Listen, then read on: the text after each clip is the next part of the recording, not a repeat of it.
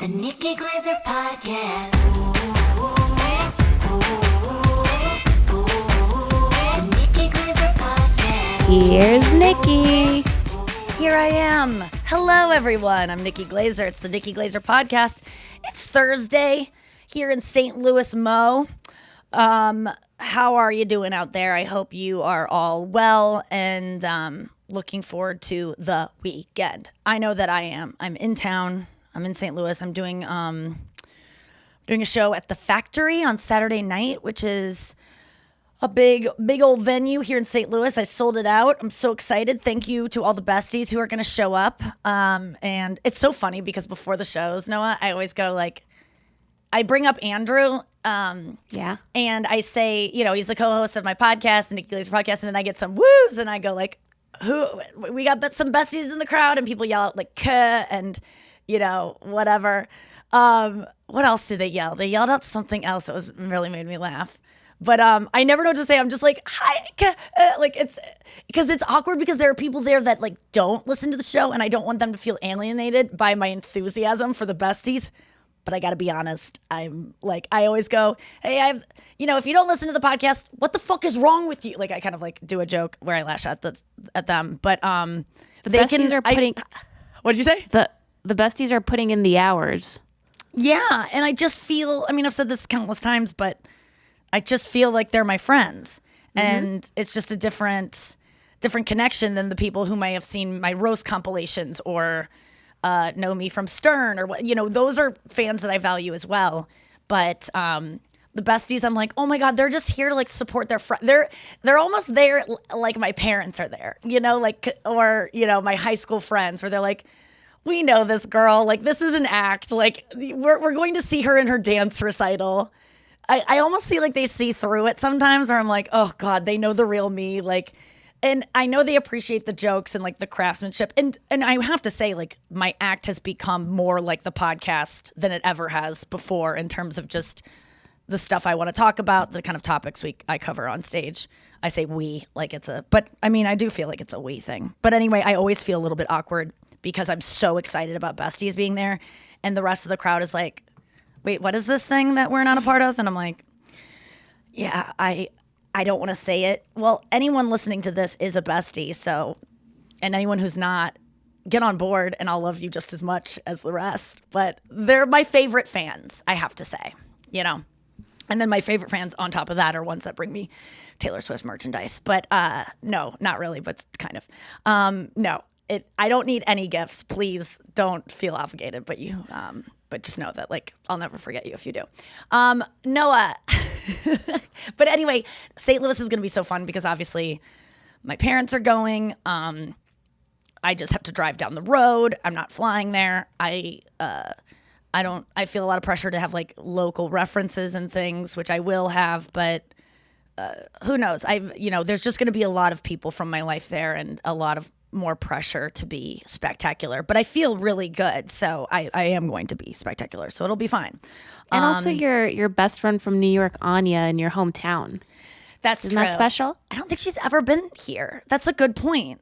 Wait, was she at my show? Maybe she was here for the pageant shows. Yeah, she was right before we shut down last January 2020. I did the pageant in St. Louis, which is a big deal for me because I had seen so many acts at the pageant who I loved growing up and everything.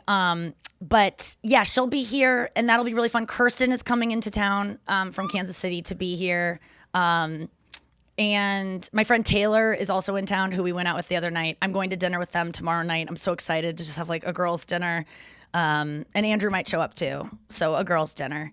And yeah, it's going to be a fun weekend. I'm just getting ready to, you know, I can't wait to like actually talk about it. I just always am like, when these people go, you can't talk about this thing until we announce it. I'm like, are you going to take it away from me if I talk about it? Like, are you going to, is it a breach of, are you going to sue me? Like, what's going to happen? All I've been saying is that I'm having a lot of cameras following me around for the next 8 weeks of my life, 10 hours a day. And they're coming to hang lights today and making my whole apartment a studio. And not cleaning up, dude. I just got off the phone with my therapist. FaceTimed with her and I go, I am not doing anything different. I'm not going to try to present anything different than what I am. And it's a lesson for myself to be like, accept yourself. Don't try to hide who you are. And she was like, oh my God, a year ago, if I pitched this show over a year ago, she was like, if this would have been happening to you a year ago, I would have been like, don't do this. You are not in the right state of mind to do this. And she was like, but you seem to have gotten to the right place. Because I was like, I'm not smoking pot. There's nothing I'm hiding, really anything anymore. Which before I was just, not that I was hiding pot, but it was just like not something I would have wanted the public to see. But now I have nothing that I want the public to not see. I was even like putting my like anal douche fucking thing away the other day, cleaning it. And I was like, oh, what if they found this? And I was like, that'd be hilarious. I'd just be like, here's what this is and how you use it. And hopefully this will help someone do it. I don't know. It was just interesting to hear my therapist say, yeah, I think this would have been a bad idea. But that's what I do is like I put things into motion that I'm going to have to get my shit together for, so that when they finally happen, I go, oh my, like I quit drinking because I got a pilot at MTV for Nikki and Sarah Live. And I realized, oh, I can't make a TV show if I'm hungover every day. So it just made me finally go, well, if I want this to succeed, I got to quit drinking. And it like forced my hand. I watched Dancing with the Stars last night, a little bit of that. I'm finally able to revisit that show after, without a lot of resentments. But I still had resentments. I was angry the whole time I watched it, being like, ugh, that Len guy. The old guy Len. You know the old guy who looks like, he is in a frame at the Haunted Mansion when you go on Disney. He's like the one that's like, old man Withers passed away, and he's the one that like haunts the place. That guy is one of the judges. I hate when old men who like maybe were ballroom dancers in the past, like it's like the Bella Caroli thing when like these old men yell at these little gymnasts like, your foot did not land perfectly on the mat after you did that, double, the thing I could never do even in my wildest imagination because I'm an old man. I'm going to scream at you. It's just like, shut up. Why don't you try to do it, bitch? That's what I wanted to say to that Len guy. God, when he was mean to me, he goes, so I got done with my fucking dance when I was on Dancing with the Stars. And I was just like, I'm a dancer. Like, I just like exclaimed that because it was like a triumphant moment for me that like I danced on TV equals you're a dancer. I didn't really think I was a dancer. And he was like, no, you are not. That was awkward and blah, blah. And I'm just like, yeah, you dumb old man. I'm a comedian. Like, why don't you give me lower the bar? Like I would lower it for you if I put you up to any task that wasn't having a nurse wipe your ass. I really am mad at him. And he was just such an asshole to me and so mean. And I know that's his like gimmick on the show. Like he's supposed to be the mean one, but like, I wanted to kill him so hard. Everyone on that show was kind of but please have me back and I'll like totally be like, Len, thank you so much for my score.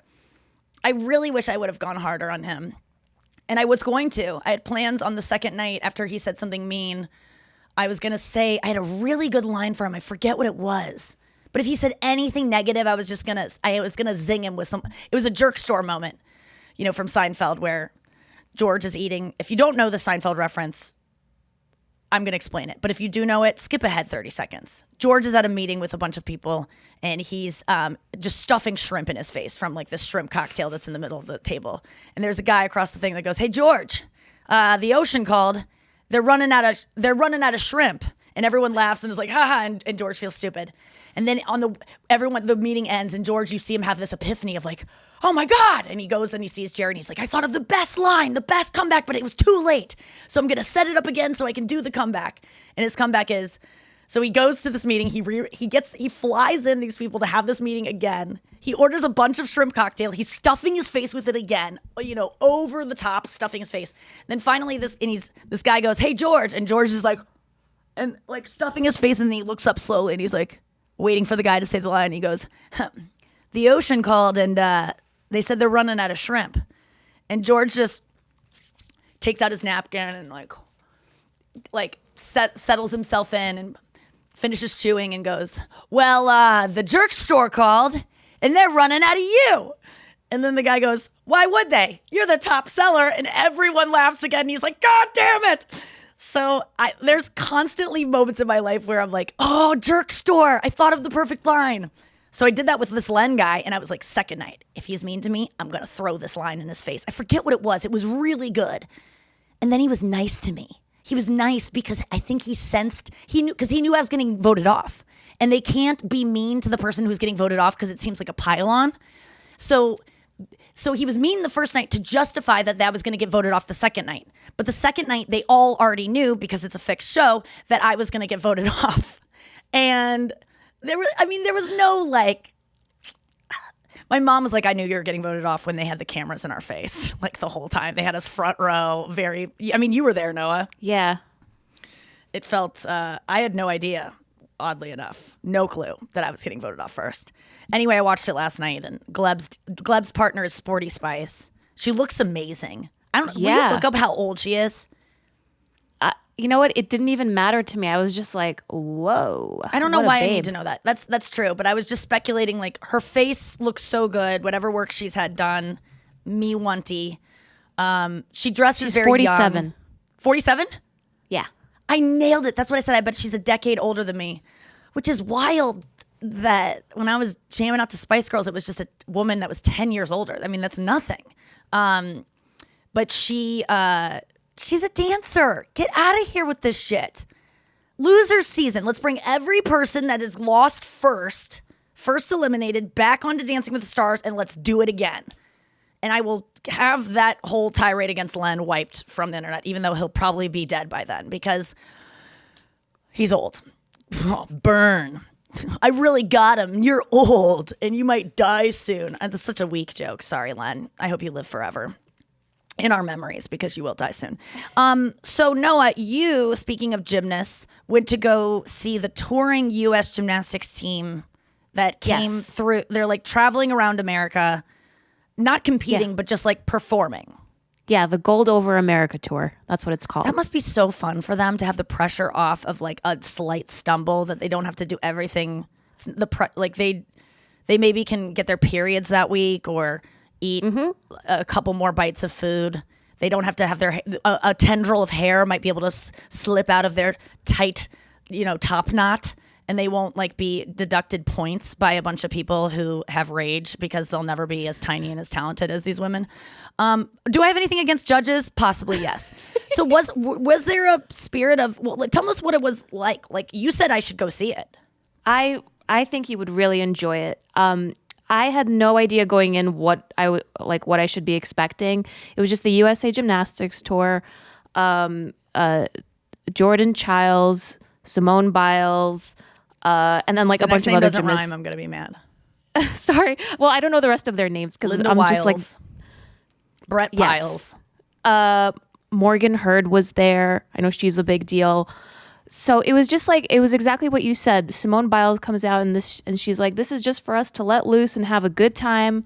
And it was all about like girl power. There was all these like cute sparkly outfits, mostly dancing. And then in the second part, they kind of highlighted each gymnast.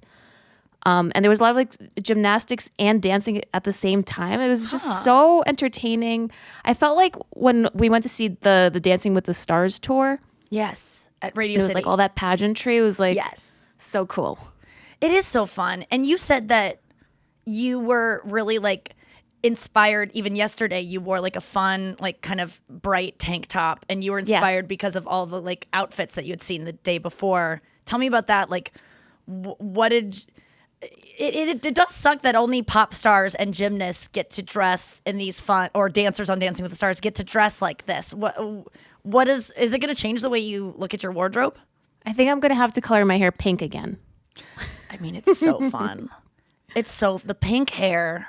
I missed that trend. I just feel like now it's like the nose ring thing. My friend Catherine says when I wanted to get my nose pierced, I go, am I too old to have a nose piercing? She goes, you're not too old to have one, but you're too old to get one. And I was like, that's a good point. So that's why I did the fake one. Maybe I'll do fake pink extensions, because pink is so cute with blonde. I just love the color pink, but I also relate it to, I really love Taylor Swift's era, Lover era, which like if Swiftie fans know her going through different eras. And my favorite one was Lover. It's just all pastels and pinks and like kind of inspired this studio look, honestly. I just like purples and pinks and like, you know, the colors of the sunset. And I was running yesterday and I saw the sunset and I go, why isn't everything that? Like, it's like the most beautiful thing ever. Why isn't, and it's the most representative, like, you know, example of like nature at its finest is a beautiful sunset. Like everything should be those colors to make us happy. I don't know. But I also feel like I have to like move on to my next era. Like I can't be doing the colors from Taylor's Lover era, but like I just bought a ton of merch from that era because it's all fun, beautiful, tie-dyed, bright colored things. And for I'm planning my special and what I'm gonna wear and stuff. And I want to dress in like a leotard, like almost like a pop star. Yes. And I think that's why I wanted to do a dance at the end of my special to justify wearing something that fun. But why do I need to do that? Why can't I just do stand up in a leotard? I would love that. You have my full support for that. I mean, maybe it would be distracting, but it would be honestly, you know what? Like I hate that thing of like, don't dress sexy. It's distracting. Well, sorry that men have ADD or like people. Life is distracting. You also have TikTok on your phone in your purse, and how are you not looking at that when I'm on stage? There's women wearing nothing in your phone, yet you are still listening to me. So if I'm wearing something, who cares if it's distracting? I think there's so many rules with stand-up, and I think they're being broken right now by us going back and watching Norm Macdonald clips, by Bo Burnham's special, by even a few years ago now at this point, but Nanette, which everyone was so angry about that. What a threat to stand up that was. You know, just like, you know, she actually was saying exactly what I wanted to do. And I didn't realize I was actually echoing the same sentiments, but like, there's always a punchline to get you out of the awkwardness of a real moment. And I resent that. I just want sometimes to just linger in the moment. And maybe that isn't comedy, but why does everything have to be funny? Yesterday I did an NPR interview, like the public radio here in St. Louis, with this lovely woman who's so smart and such a good interviewer, Sarah Femsky. And, you know, she talks like this. It's like NPR on air in St. Louis, like St. Louis. And it's just, you know, she had just talked to some Afghan refugee and was talking to someone about a book about discrimination in college campuses. And then she's like, F-Boy Island host Nikki Glaser is here in studio to talk. And we had this whole interview, and then we did a piece afterwards for the last 5 minutes. And she was like, I don't know, I was watching F-Boy Island and she doesn't listen to the podcast. She goes, I just got the sense that you could be like the next Oprah. Like you have a lot more to say and can like empower women. And I was like, that's so weird because I was just saying I want a Brene Brown out. And she was like, oh, I should have used that reference. I'm so old. And I'm like, no, Oprah's obviously a great one, but you can't compare yourself to Oprah. It's like comparing yourself to Beyonce. People are like, excuse me? You think you're going to be Beyonce? I'm like, no, I mean, I'm going to be like Michelle Williams. Prosperity. Let's get Andrew in here. Andrew.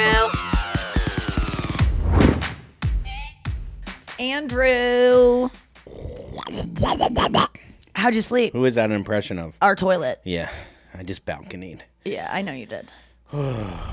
I know you. I know too much about you. It's weird. But I know when you poop. I know when you go in your room to poop. And then I hear through the wall, and that's their toilet. That's just me practicing my stand-up. How'd you sleep last night? I slept good last night. Yeah. Any midnight bouts?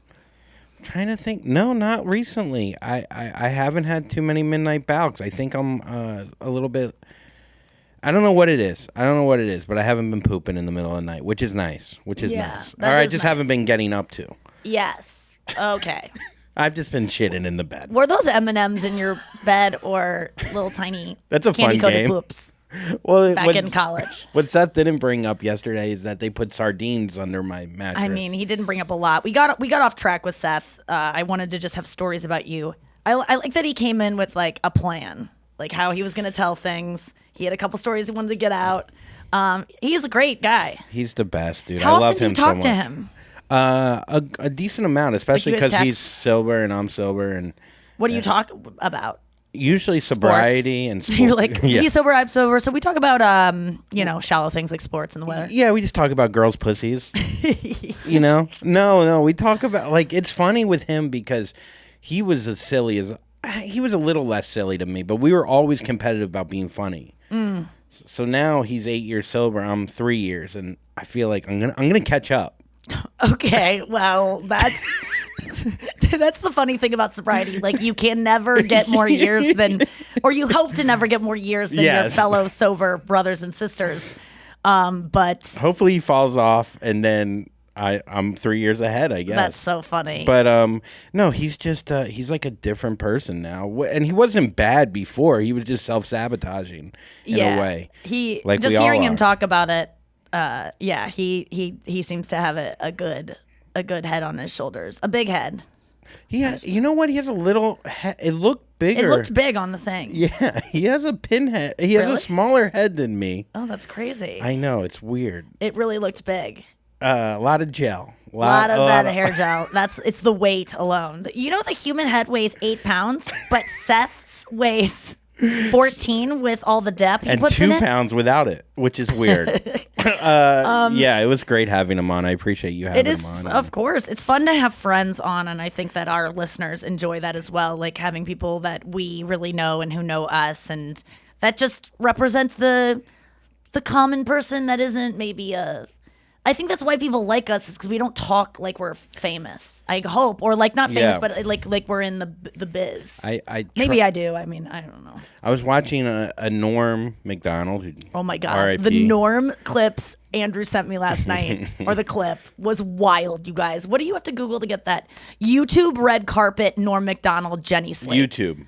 Yeah. It was the YouTube Comedy Awards, and it was Norm Macdonald hosting with 2 other people. One of them's Jenny Slate, one of them's some idiot. Sorry to you, sir.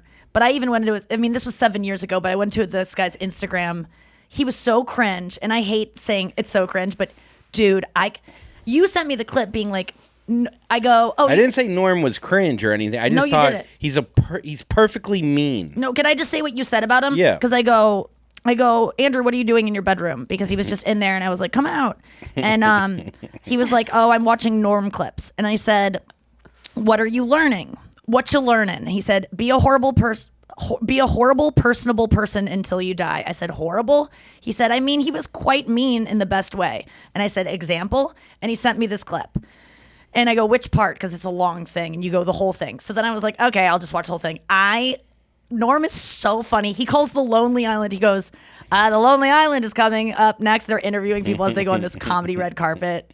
And they're like, the Lonely Island's coming up next, or as I call them, Andy Samberg and the other 2 guys. Yeah, that's mean. No, it's not. It's honest. It's not mean. It's a joke. This is a comedy show. Obviously, I know. I'm not a moron. I know that he's being funny, Mm-hmm. but it's still mean. Those 2 guys are not happy about this joke. They should have been happy. It's Norm Macdonald. I'm just saying that it's the fact mean that in they a got good a little way. butthurt was really like not cool to me. When they were just kind of like, all right, good.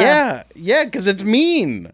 But it's that's- funny. but- I get it. I yeah. get comedy. I But get they should humor. have been like, I don't know, Norm Macdonald. Maybe I'm watching this through the lens of like he's dead and a legend, and everyone's just said what a legend he is. And before he died, he wasn't maybe as talked about like Yeah. with such reverence.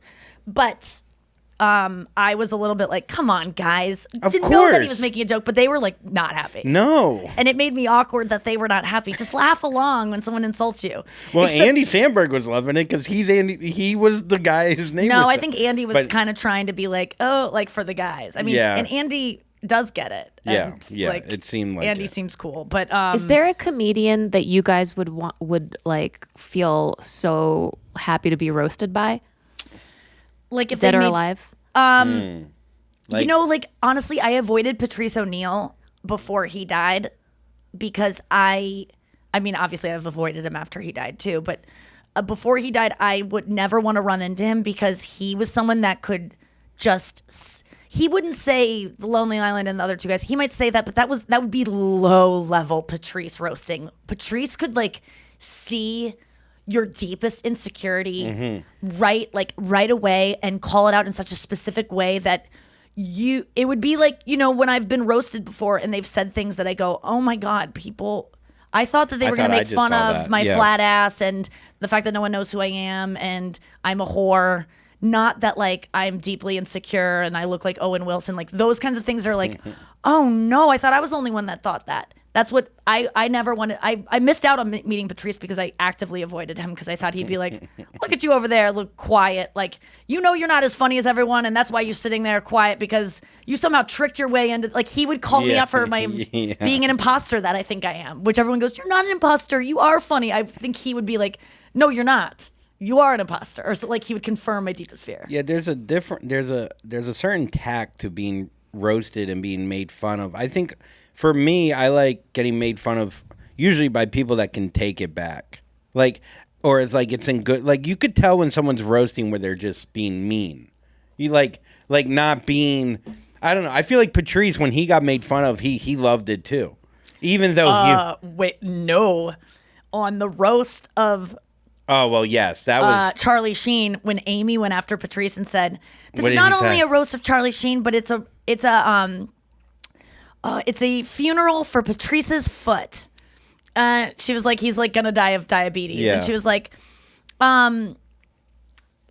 she said something of like, "Oh God, I have to find it," because she went after him hard, and he got up, he's sitting there mumbling to himself while she's doing the joke, and he goes, "This bitch is sitting next to me all night being nice. What the fuck?" Like, he's not laughing. He's very confused by it. He's kind of like, wait, she was just nice to me. I feel like a lot of the jokes that night were about him, like, dying of diabetes. Yeah, but that's what you're supposed to do is call out the obvious. I know. I just think that he thought it's probably, like, a little... But that's how he worked, was calling out, like, the most honest stuff. And the thing is, she was calling, that's what he does. Yeah. So he's to me an example of someone who couldn't take it. But oftentimes comedians who are brilliant at calling out other people's things, they see other people's things because they are so self-aware of their own things. And because of that, they don't want to be called out for it. And, that's, the guy on the red carpet that was doing, so it was Jenny Slate, some fucking guy. And that guy was so fucking cringe. At one point, he has Hannibal Buress on. He goes, "Hannibal, when did you know you were funny? And by that, I don't mean like your sense of humor, like the way you look." And it was just like, what? It was so uncomfortable. It just sat there and died. Like, and then Norm Macdonald told a joke about his doctor calling him ugly. Like, it was a self-deprecating joke. And the guy goes, "Yeah, I could see how he would say that. Yeah, I mean, you're really ugly." Like, it was just so awkward. He's so bad at humor. That guy was like funny for YouTube pranks, like, yeah, that's why he got the job. But and he didn't know, he's never, I think, probably been around someone that's actually funny. Like, in his world, he's probably like, "Oh, he got him. He said he's ugly," and everyone's like, "Dude, you're fucking great." And that guy was probably told he was great until that day. You know what I mean? Like, that guy was probably like, "Dude, you're the funniest. Oh, no, there's fucking, he's going to prank us, dude. That's the fun." And then he gets there and he's whoever put together that ensemble either is a genius or like didn't really think about it. It was painful to watch. I mean, in retrospect, it was like, it's glorious because Norm is just so on fire with, all the stars are here tonight. And he started reading he starts reading all these YouTube stars that no one's ever heard of. And he's just like, what I liked about Norm in that is that he laughed when people made fun of him. Yes. He actually was like enjoying it. He would give people good laughs. He was encouraging. He wasn't one of these comics that like thinks, I mean, no, he had the ability to sit back and never laugh at anything anyone else does because he was he's so much funnier than everyone else. He could sit on his throne and be like, but he was generous with laughter, I thought. Well, the video I was also watching last night of him, he was talking about, to allude back to, like, hopefully we just talk like regular people because we are just regular people at the end of the day. Everyone's the same. We're regular. We're regular. Yeah, we're all those things. Unleaded. And unleaded. I think he said something about, like, no one wants the guy that's the smartest comic, like the guy that's like, I don't know. It was just interesting. Like, he was saying, like, I go after being like playing the smart dumb guy essentially. But, people love George Carlin because he was so brilliant with his takes. I mean, obviously there's a way to do smart comedy where it's still impressive, but it could come off preachy, I think. And that was what he was saying last night in his video about, because he was brilliant. I mean, he could very, do very that smart. kind of comedy where it's like, this is... But I don't think he could because he wasn't like that normally. George Carlin was like that. He was very intense and talked like that. You see him in interviews. He talks like this. Norm, it's about consistency. It's about being the person you are off stage, on stage. Yeah. And for everyone that talks to Norm, like that knew him personally, he was pretty much the same on and off stage. Yeah. And I think that those are the best comedians. And those are the ones that aren't and the edge. He's coming in later today, I heard. Edges? I don't know. I've heard rumors Oh that my he might God, be stopping I by. can't wait for Edge to show up if he is. I mean, I know he's really busy with everything he has going on. Yeah, I heard he's fucking a lot of pussy downtown, but he might stop by in between. Yeah, it's just, I have to always stop myself from proselytizing and like getting on my soapbox and being like, I know better. But at the same time, I admit I read thirds of books. I admit I don't know certain, like while I'm saying things, I'll be like, also I'm dumb. Like I throw in that constantly because I want to make people aware that even though I'm acting like I know what I'm talking about, I don't necessarily know. The other day my sister goes, you talk like it's just like that's the way it is and there's no other way. And I go, I know, because I think that it's that way, and so I do think that, but you're entitled to have, that's your problem. If you disagree with me, I'm not gonna see what happens if I disagree with you. And sometimes I'll go, I'm a good arguer for sure. I'm a good debater, but if you are right, debate me and like let's have a I wanted discourse. to debate you this morning about the 2-week Zoloft thing, and I looked it up, and I think there's we're both kind of in the middle, but there is a thing. But I get what you were saying, because how you were saying sometimes What you'll is say the things 2-week so Zoloft thing? if you shoot it in your cock, it makes when Zoloft takes 2 weeks to like work, and so whatever you're feeling from the Zoloft today is the Zoloft you took 2 weeks ago. So if you miss a dose 2 weeks ago, you're not going to feel it today. You're going to feel it in 2 weeks. At least that's what my psychiatrist used to tell me. Which is interesting because I'm whatever. I went and Googled it, obviously, because I was just like, because you take Advil, so there's shelf life of drugs in you, so it's like 26 half-life. Yeah, half-life. And shelf half-life. There's a best This is if why I used by can't date. debate with you. I can't even say 2 words without being Well, a I just don't want to moron. confuse people. No, I know. I'm fucking around. So it could be 50%, 26 hours later, it's 50% in you, and then another 26 hours, a half of that is in you. Okay. And then it says you can have withdrawal symptoms within 2 to 3 days from not taking your dose, because it is actually out of your system. But I see how it could be confusing because it does take 2 weeks to start working. I was told specifically that when you skip a dose, don't worry, it's going to be 2 weeks later that you're going to feel. Like I was told that by a psychiatrist, like a doctor. Yeah. So that's why I thought that. But there are some drugs that stay in you, some SSRIs that actually have longer half-lives, I guess, whatever you call it. Then Zoloft is actually one of the quickest ones. No, I think Paxil is. Oh. Zoloft is actually one of the longest ones, but we could look that up. I think Zoloft is actually on the extreme side of like the longer half-life, but I could be wrong. The thing is, like, I didn't have it for 3 days though, and I think I was just tired from the road and whatever. You have the and thing that I looked up. It's called withdrawal. It's called so you looked something. it up too? Yeah, because I was like, I don't know that I'm right. And then I got distracted and didn't tell you, but I wasn't going to like, oh, I'm not right, I'm not going to tell him. No, I didn't think that. I looked it up and I was not fully right. But you're all the symptoms you described is from someone not taking their medicine. Yeah, I think it's a mixture of that, and we did travel a lot. Oh yeah, you get travel hangovers, and you had that long ass travel day. I mean, like it makes sense. But you were shutting yourself in your room for a couple days, and I was like, is he depressed? Like, Well, what's yesterday going on? I was like really fucked up. What does that mean? No, meant I couldn't concentrate on anything, and my brain felt like very hazy, and I don't know. I just in you the watch past anything I would yesterday? probably get a ton. I'd probably have a panic attack yesterday if I didn't have Zoloft. Maybe What would have caused it? Was there you know those anxiety? times when I just think No. I just think tiredness and then wanting to get. So sometimes what happens is I'll get so tired, my body will feel tired. I'll feel bad for being tired. And then I go, well, why can't I think straight? Think straight, Andrew. And like try to tell myself, because I mean, I'll be completely, I get jealous of how like yesterday you're like out there talking and you're like, and like you don't get affected by like travel. You don't get affected by certain things. And it's like, I'm like, well, why am I fucking so tired? And then I think you might judge me for that, and then I judge myself for that, and then I'm like, well, just then be better, be aware. And so then that's when the panic would set in of being like, get back on track, get back. So it's like the guilt over the anxiety over the judgment, both from externally and inside yourself, of like you can't just let yourself be sad or like or low. not be lazy or be low. I was really depressed on Monday night, like I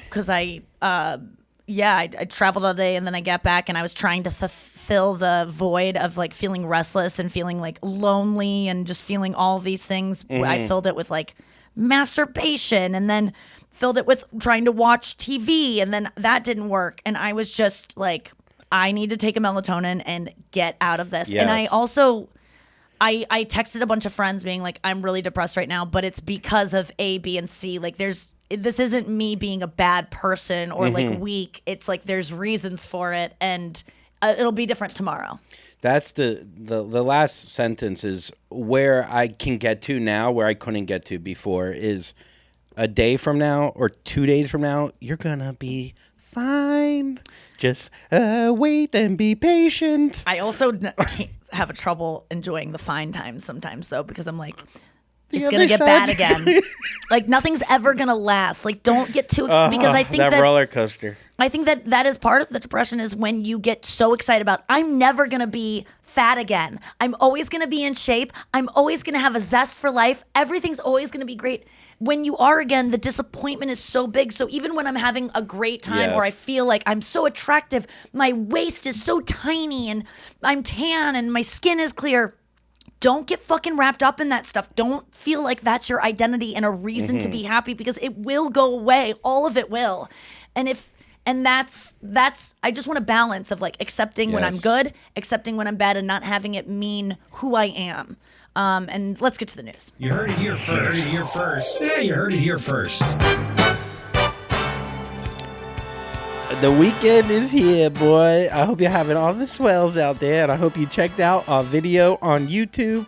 This is my New Orleans accent down there in the French Quarter. Oh, down there. Oh, you like that down there? You ever have the crawfish down there on Bourbon Street? This is the accent that comes out when we go to the baseball game and a foul ball gets hit, and you go, oh, come on down now.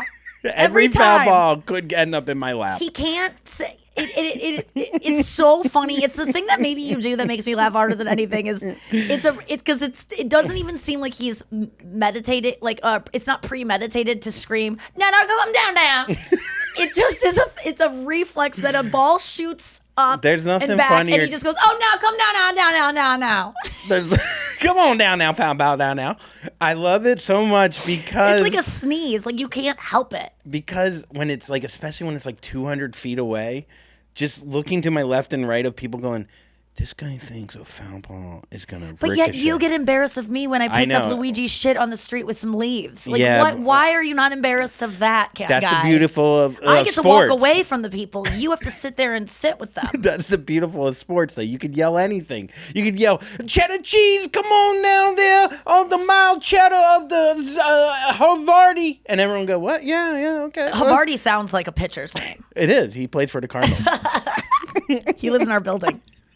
Yeah, there's one guy on the Cardinals team who lives in our building, and I always see him on a Lime scooter. So when we went to the Cardinals game, my sister and I when he went up to bat, we were like, ride that Lime! Yo, ride that Lime! Like, people were just like, what? But they didn't care because you can shout anything. That is the beauty. I need a person like that in my life, man. Yeah, ride that Lime to get that venti latte, because he's always riding his Don't Lime. be depressed. Don't worry. You'll be all right tomorrow down there. You'll be okay, boy. Okay, news. All right. Lovebirds getting in on a car.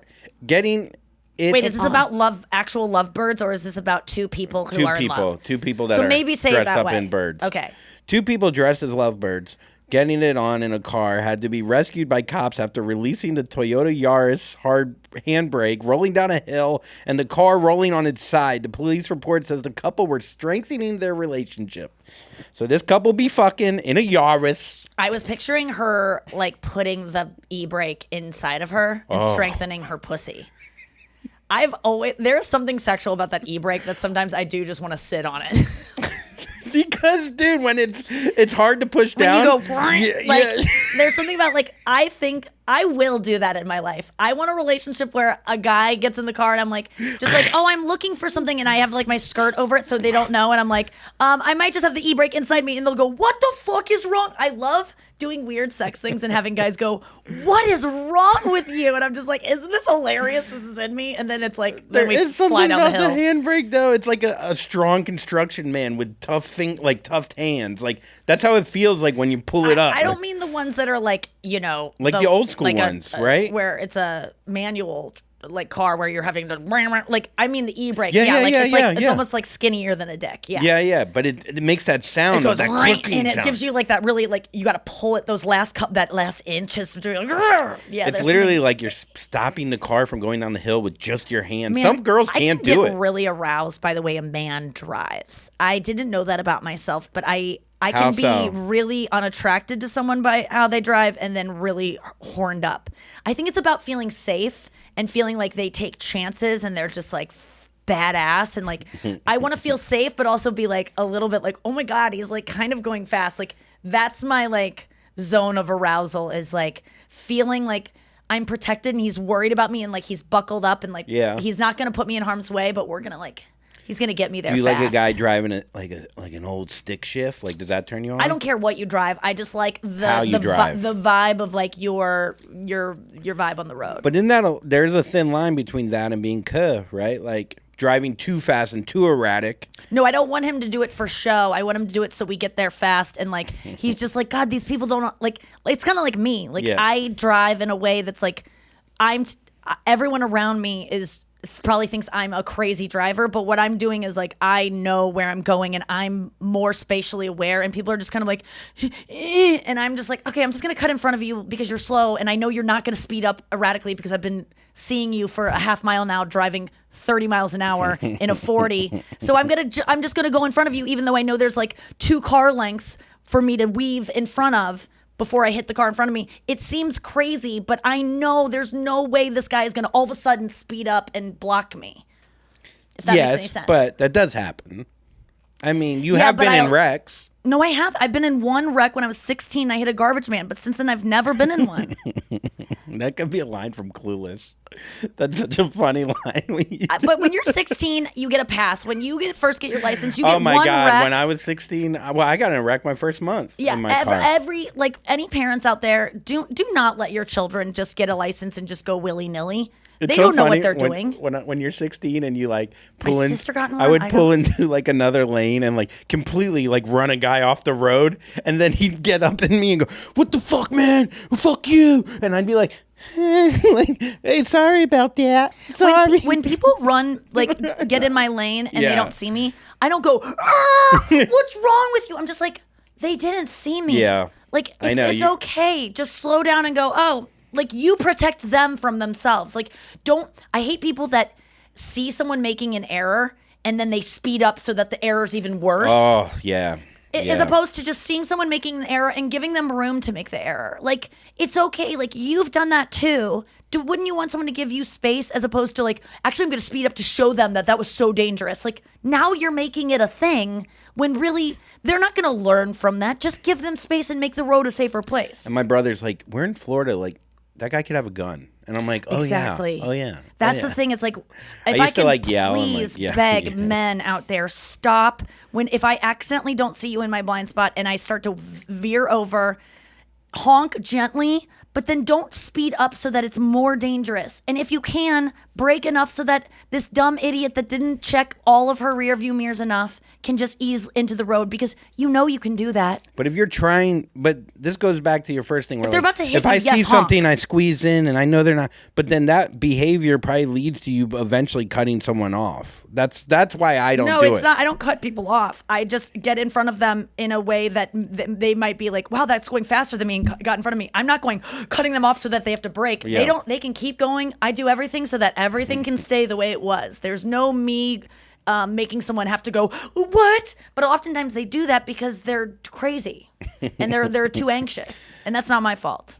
But I do, anyway, sex in a car is so hot. Oh, yeah, Those shit. people, like the Yaris. I love a guy that drives a Yaris is getting laid. I love that the cops reported it as them strengthening their relationship and gave him kind of a pass on that.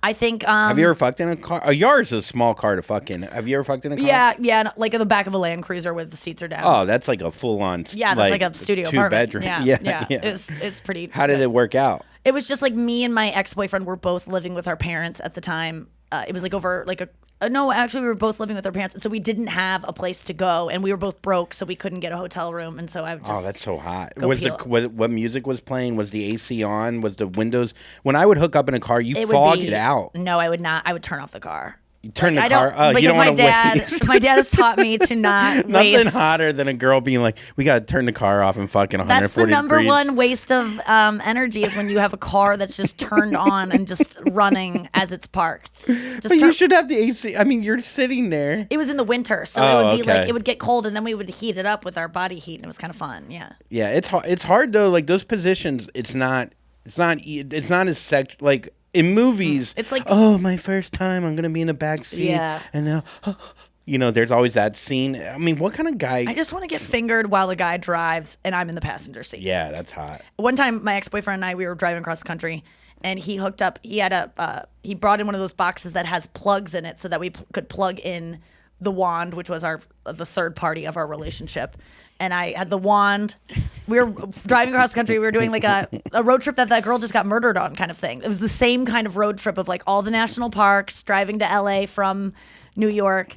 And I would just be like getting it in the front seat, and he would just be driving, and like that was so hot. I love that. I just love being And then Did you ever think you got caught though? Sometimes Definitely I used did a to lot of- jerk off when I drive, and I feel like No, I never. Oh, no, I would put up like a T-shirt on the window. I didn't want anyone to see it. I don't like people seeing me having sex. I'm not like one of those, unless people want to watch. That's different. But subjecting the public to that is no, kind of it's gross. not good. It's you end up having to like. Roadhead? I've gotten roadhead. I don't love it because. I have to remember a joke that I used to do about that. It's pretty What good. about it? I used to have a joke that I don't want to do it because I think I might put it in my special. Oh. It's really good. But I used to do it all the time. I liked it. Giving roadhead. Yeah. Because first of all, that's why I think I have like I'm always turned on by someone when they're driving, and I kind of want to like I like when a guy has to like do something like focus and like is Yeah. trying not to come kind of thing. I like doing it when a girl's trying to perform surgery and I go down on her. Like something like heart transplant. Yeah, something real serious. Oh my God, that's got to be a porn genre where it's like, can you save my dad's life? This family is just begging, like, this surgery is very intricate, and if she's not totally focused and the guy's going down on her, that would be so hot. I know that there's a lot of porn where the girl's talking to her friends and a guy's going down and she's just like, oh, yeah, like, that's kind Or of hot like too. I like Biden giving a presidential address and. I think we had a president that actually was Bill giving Clinton definitely got a blowjob while State of the Unions. talking about domestic terrorism or whatever. Okay, next story. Let's see here. Oh, another Yaris. No, that'd be weird. Apple is working on an algorithm that looks at users' health information, such as physical activity levels, sleep patterns, and mobility, in an effort how could they not already be doing to this? create software that could diagnose depression. So they're going to make like an app. So The app should be called Duh. yeah.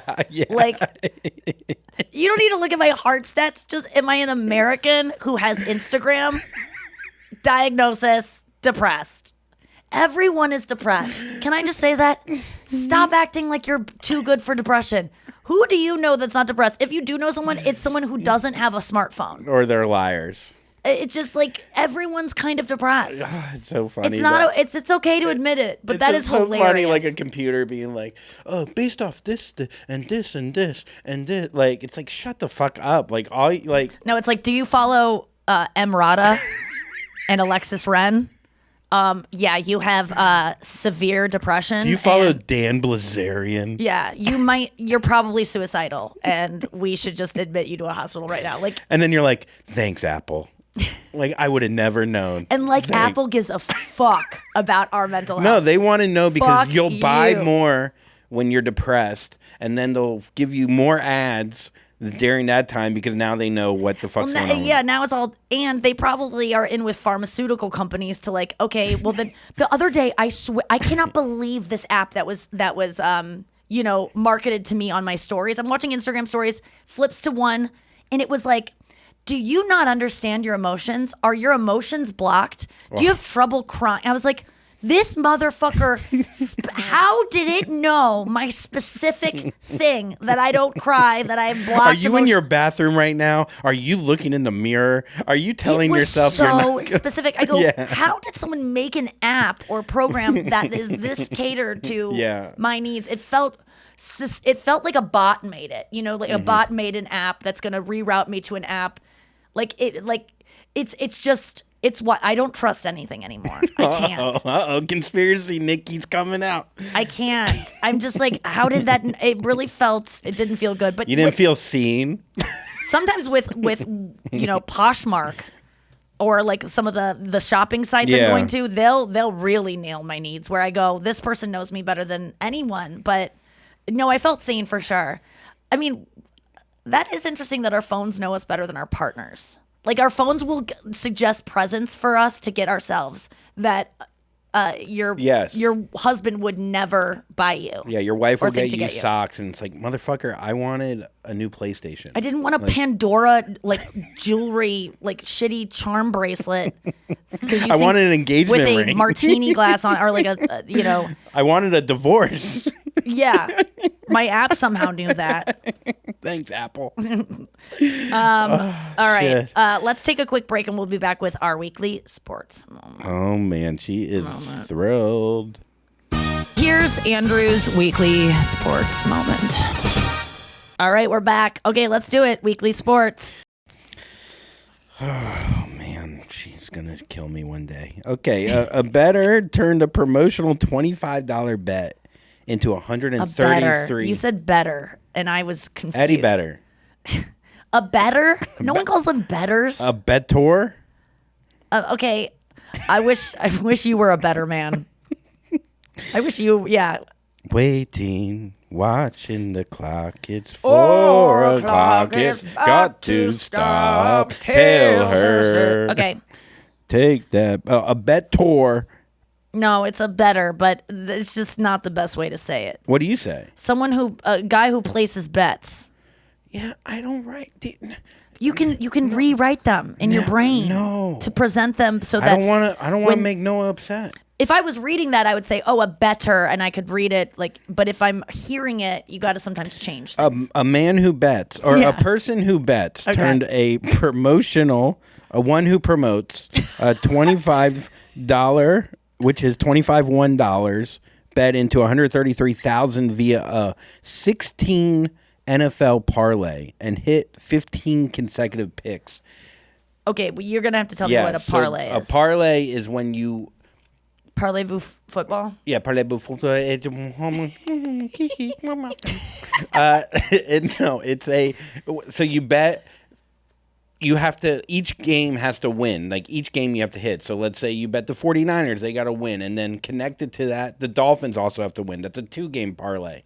And then you bet. I'm not going to get it. It doesn't matter. Okay, so this guy bet $25 and just. He won 15 out of 15 picks. He picked correctly. Whoa. And then it was up to the 16th. He would have made $750,000 off a $25 free promotional bet, by the way.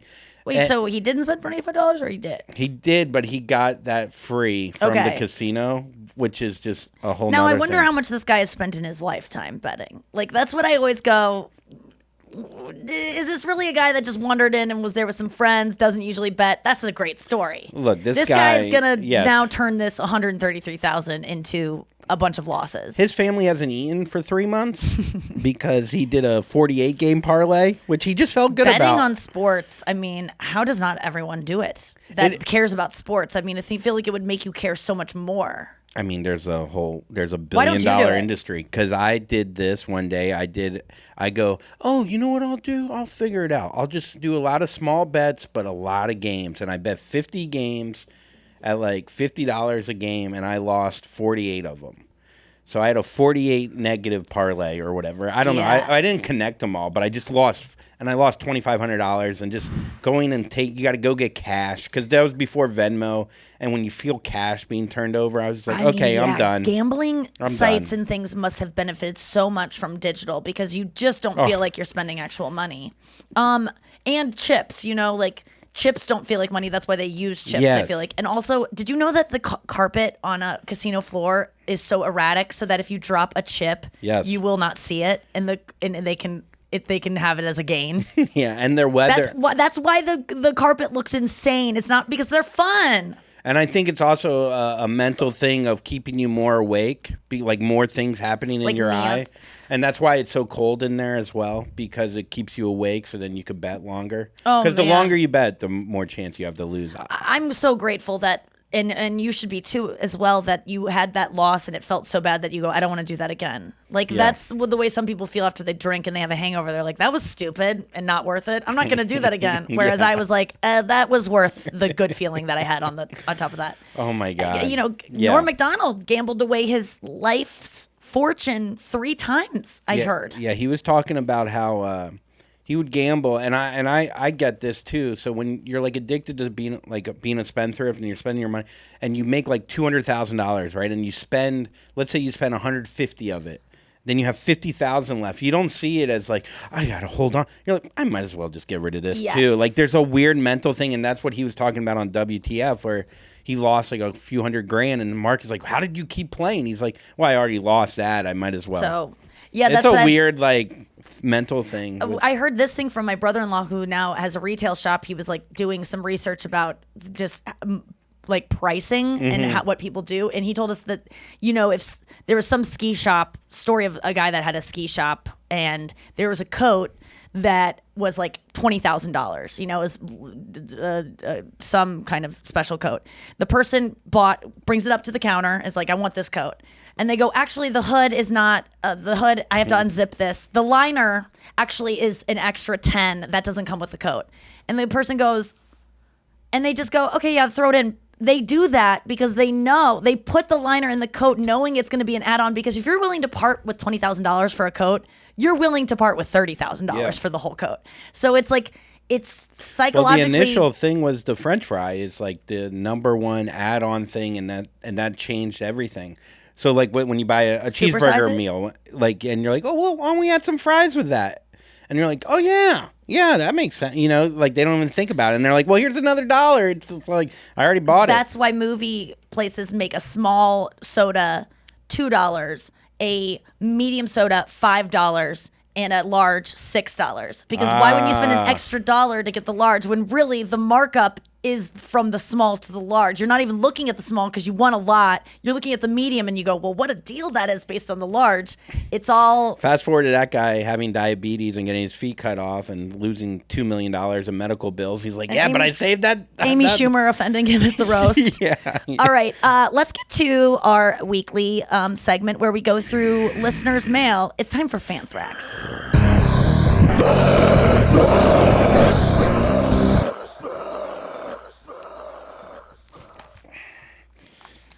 Oh, Fanthrax. It's time. All right, let's listen. Do we have voice memos? Do we have emails? What are we going through this week, Noah? All right, today we're going to get some voicemails because we've just been having unbelievable Fanthrax. I just want to thank everyone, and sorry if we're not getting it on the show, but we it's just been feel incredible. great from them. And Noah goes through all of those, and you go through some of them too. Andrew, do you ever go through the voice ones? I used to. I did. I checked them out. There's so many where now Really? it's like insane. And I think it might even be down because there's so many. I don't know.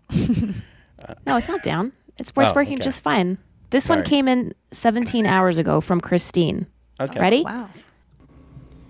Hello, Nikki, Noah, and Andrew. I hope you're having all the swells. I'm calling in with a dating app success story because you guys were talking about the apps not too long ago in one of your episodes. And I have a little tip for the besties, and that is to let someone know you're a bestie. I met someone recently. We had a phone date before our actual date, and we were talking about different comedians we like. I said, I'm a Nikki Glaser stan. I listened to all her episodes of her podcast. He's like, no way, me too. And right off the bat, so not awkward at all. We were talking about all the funny things we like about you guys. And after a few glasses of wine, I decided to be super vulnerable, as Nikki does recommend. And I told him that the thing I relate to most about you, Nikki, is when you talk about being a stained person. I used to be addicted to spray tans. Many of my clothes are orange. I keep a bottle of hot sauce by my bed. Not sure why. It makes me feel safe. Anyways, just wanted to let the other besties know that it's a great conversation starter, and it's a quick way to see if they can hang. So anyways, don't be cut, and thanks so much for your podcast. Everyone loves you. You're the tits. Bye. Oh my I can't God. take it. That This is why I can't handle, like, oh my God. I'm just like I'm so touched. I can't even, I'm kind of speechless because that's just, first of all, you just sound so cool, and I'm like, want to be friends with you. And like, just someone that sounds that cool that likes me is just like, and just is so funny and cute and just kind. It just is very, very makes me feel so good. And the fact that people can connect over the stuff we talk about, and that you could share that with someone that you felt stained, and you knew that he would know what it kind of meant because I had described it, and that, you know, obviously he likes someone that me who is stained, describes herself as stained, so that it makes her feel more comfortable, like, oh, he's not going to reject me. Nikki thinks she's stained, and he listens to her stuff. And it's just been a while since I have felt so good in my heart. I just love her little hot sauce by the bed. Yeah, Like, I that always have makes me things feel by the so bed. good. I have popcorn know. ready to go. I was listening to her voice, and you remember that actress from like Mallrats? She was like really big back in the. She had like short blonde hair. She was so cute. She was in like all those. Oh yeah, Chasing Jennifer It. Tilly. Is that her name? Yeah, she talks like this, and she was in Liar Liar. Yeah. And she, I kept picturing this girl. Yeah, she looking kind of had like a little her. bit. Oh, Yeah. Oh my God, that girl was so sweet. I hope it works Yeah. out with you and that guy. And I do too. And even if you just are just friends, like, I think that's. I feel the same way about the shows I listen to when I meet someone who likes Howard Stern. I'm like, yes, we already have something in common. We speak a similar language. God, that made me feel great. Holy shit. I can't. This segment's uncomfortable for me because it's a lot of compliments, and but I'm really grateful. Thank you so much. Her name was Christine. Yeah, Christine. Christine, thank you so much. Okay, how about one from Allison? I hope you guys fuck in a Yaris soon. Oh, that'd be great. Okay, Allison, what do you got to say? Hey, Nikki, Andrew, Noah. I was listening to today's episode, and I just had to come leave a voice message when Nikki said that she didn't pick up a paycheck from a job and they were emailing her. I did a similar thing years ago, and I've always thought that was just like the weirdest behavior. I bartended at this place for only like a month and then quit because I got a job actually in my field, and they had like cash there for me, and they were emailing me like, you need to come get this cash. And it was like months later. I don't know why I was like so embarrassed to go pick it up. I like can't explain it. Yeah. And like eventually they were like, okay, if you don't pick it up by next week, we're gonna like buy the staff pizza. And then I went and got it and just felt so weird. And like, Good thing you got it. I'm like just so happy to hear someone else say that they did that. Like, dude, this pod really like makes me feel like normal about a lot of like random Yes. things, and I love it so Oh my much. You guys are the God. best. Okay, bye. Thank you so much, Allison. Like, dude, I used to be so ashamed of that thing of not picking up that check. And I remember my parents being like, what is wrong with you? And I'm like, I mean, I still do stuff like that where, I mean, even reading people, when people give me letters on the road that are just, all I know, no one's going to give me a letter to say they hate me. I mean, maybe, but like generally I meet these people and they're like, giving me gifts, and then there's a letter with the gift, and I can't read it, even though it's literally it's like money. Yeah. It's just only nice things, and I just feel, why can't I do good things for myself? Why do I? Well, it's also the embarrassment of going back to a job that you only were at for a month, I think, for her, probably. You know what I mean? And just waiting so long the first time that people are like, why? Then they've had to call you 3 times, and now you're going to have to see him in person. You're going to have to dress why you didn't pick up the phone for 3 times. But listen, everyone does this shit. It made me feel so good to hear Allison say that she did it.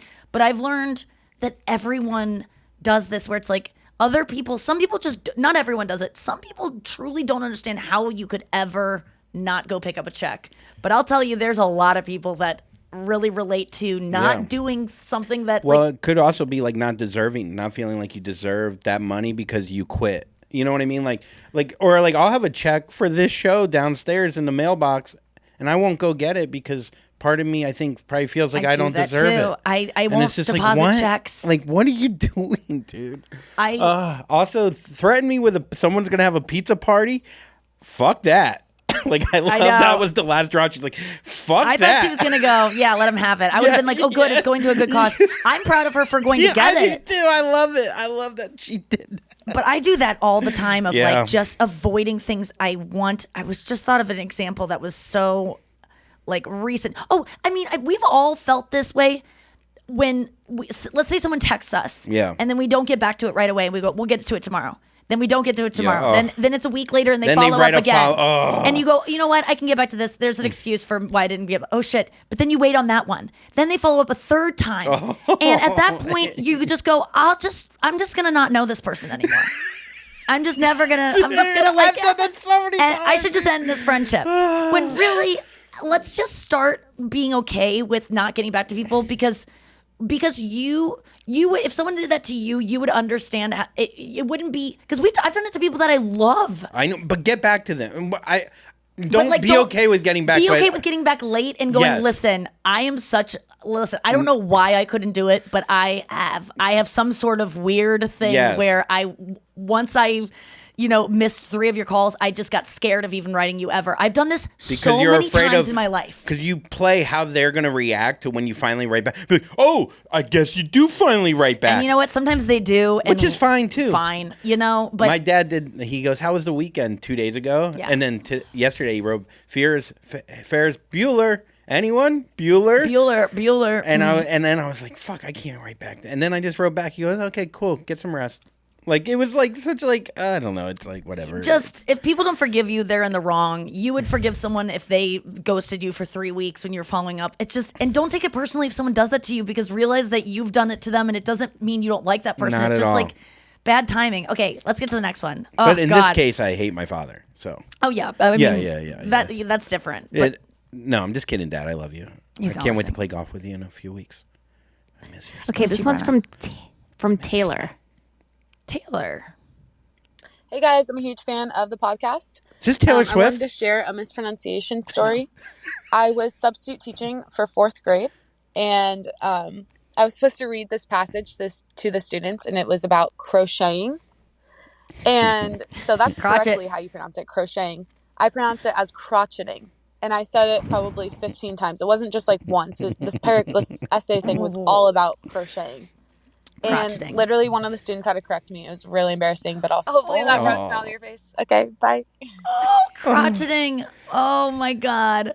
That is, I think you made, that kid that corrected you really got a bump to his self-esteem that day. And he'll never forget that. He'll always tell the story of the teacher that said, I hope he always tells it, because that's a great story that my teacher repeatedly said crotch-e-ting. Yeah. And that's an easy one. That's a fun one, though. That's a fun word to mess up, especially if you're in 3rd grade and you hear crotch, that. Yeah. Even though I don't know that 4th graders know crotch. That's true. Maybe. That's kind of a more adult term. But any mispronunciation is so hilarious. Final thought. Anytime a teacher messes up, it's the funniest thing ever. God, To a I'll student. never forget the time at an assembly where we had a woman come to give us like a motivational talk to the senior class. Yeah. And fucking Ryan Blanner yelled out slut at one point because she said she had a male roommate. I mean, that's... He just goes, I mean, we were out of control. We did not, no one respected this woman. I wasn't. I was why? mortified for her. Because she came from... Because she was just like, it was senioritis. They didn't know what to do with seniors Yeah. anymore. We didn't care about school. It was like a free period that we all had because the teachers had a planning thing. They threw us into the theater to go watch this woman give this weird kind of like dumb motivational So what talk. happened when he yelled slut? The woman stopped and was like, I'm not doing this anymore, and just walked off stage. And it was and I remember him doing that and being like, you asshole, like that is just so out of line. But everyone laughed, and I just remember being really embarrassed for her. But our senior class principal, who wasn't the real principal, but each class had a principal, Mr. Pittman, walked up onto the stage and he was like you could tell he was mad, and he just stood there and it's silent in the auditorium, and he's just shaking his head, and the woman's gone at this point. He's like, is she gone? And everyone's like, yeah, she's gone. It's so dead quiet, and he's like, Miss Nixon, will you go get me a dictionary, please? And so we're all just like kind of like, what? All right. And so she goes to get a dictionary. It's still quiet. We're all kind of like, snickers are starting to happen. People are starting to be like a little bit, it takes too long. She goes and gets the dictionary, finally brings on stage. And he's like this very like, what's the word? Formidable, like man. He's like kind of like, he's a bigger guy. Yeah. Stern, angry. And he's he's sweating with rage for us. So embarrassed. And he just goes, embarrassment. I'm going to look up the word embarrassment because that's what I'm feeling. And he flips through, and it takes him like kind of too long to find it. And he's like, it kind of has to go back a couple pages and then forward one. And then finally he finds it. He goes, embarrassment. The state of being embarrassed. He picked the wrong word to look up. He should have looked up embarrassed. Yes. But he looked up, and he just goes, the state of being embarrassed. And it like, did everyone die? No one really understood. I understood the irony of it and like how funny it was, because I remember at the time my best friend Hala, her dad was our actual principal. He wasn't there for this, but I like was kind of the one of the comic reliefs of our group of friends. Yes. And Dr. Holly, who was our principal, was a really funny guy and like really loved the funny person. And we were always fighting to be like, does Dr. Holly like, am I his favorite friend of Laura's? Yeah. And I remember I told him the story of embarrassment, the state of being embarrassed. And he thought it was he has me tell it to this day. Did the guy, it was the first time I did like performed comedy. When the guy said it, was he like? I think he then went and looked up embarrassed, and he was like I think, but I don't think anyone caught how funny it was except me, because I remember that was the first time I can look back and go, oh, I was like kind of thinking comedically of like, I'm going to tell that story because it's so. It's the stakes were so high. Oh yeah, we were all so scared. And the tangible dictionary, and like it was different back then. It was just so, and I saw it coming too, because when I go embarrassment, I was just like, I don't know if that's, or like but saying the state of being the best. And I remember just going, oh no, like the cringe of like, he's about to say embarrassed. I remember a teacher, my senior Hearn, he was our Spanish teacher, and he hated me, especially me and Rusty, because we were not good students. We were very like loud and just doing dumb things. Like weird things. Like, I don't know, Rusty would like, we might have to take this out, but he would get a boner in his pants and then like move his boner. What do you mean? He'd move his boner in his khakis. Like with just the might of his of his loins? penis, and I'd go, damn. Okay. But that's the kind of things you were doing instead of learning Spanish words. Anyways, there was a rat in a sombrero, and he went to grab the sombrero off off like. What do you mean there was a stuffed animal rat? No, like a real rat somehow got into sombrero. And when he pulled the sombrero... What? Wait, why do you have a rat and a sombrero in your class? What is happening? I don't know why it was in there. I don't know why. Okay, there was a live rat in your classroom that had a sombrero It might have been on. a squirrel. It might have been a squirrel. Okay. And it was... there was no reason for it to be in there. And he went to grab Is this a dream you had? Maybe Rusty never was hard. Go No, on. I'm telling you. I mean, this doesn't make any sense. We'll have to get Rusty on This this. is more confusing than better. So there's a squirrel embarrassment. Lovebirds, there's better. a squirrel, and he pulls it off. He goes, "Ay, coño," which means fuck in Spanish. Uh-huh. And we, like, I mean, when he... Oh, the teacher said coño. The teacher said coño because the squirrel jumped at his head, or rat, whatever it was, something with 4 legs with a tail. I can't believe the setup to this was Rusty gets boners that he can move. Why was there a rat wearing a sombrero?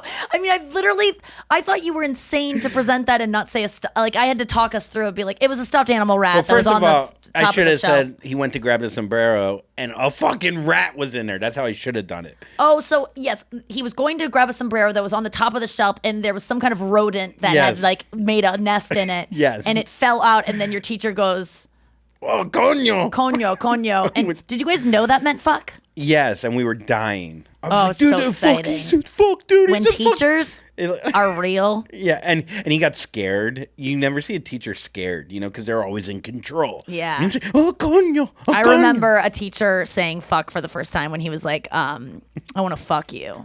And I was like, whoa, that's crazy. You said fuck. With a sombrero on. Yeah, it wasn't about anything else that he said. It was just like, whoa. Really to the point. Yeah, no teachers wanted to fuck me. I was not that cute. You could always go back. And I will.